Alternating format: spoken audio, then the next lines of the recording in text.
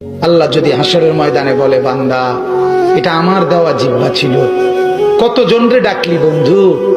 আল্লাহ যদি বলে, বান্দা আমার এই জবানে আমার নামটা কি আমি একবারও শোনার অধিকার ছিল না? আমার এই কপালটায় আজকের সারাদিনে আমি একটা সেজদাও পাওনা ছিলাম না?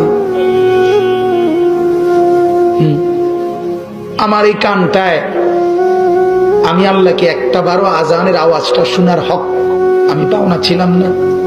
কি বলবি যুবক? হ্যাঁ মুসলমান, কি বলবো?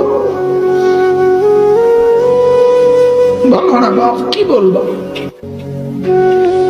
এক মা যদি বলে, মা তার পাষাণ ছেলেকেও যদি মা বলে, এরে বাপ 9টা মাস তোরে পেটে ধরছি রে বাপ, 2টা বছর তোরে বুকের দুধ খাওয়াইছি বাপ, বিনিময়ে তুই আজকে আমার মতো মা রে ভুলে গেলি বাপ, কেমনে রে সহ্য করলি?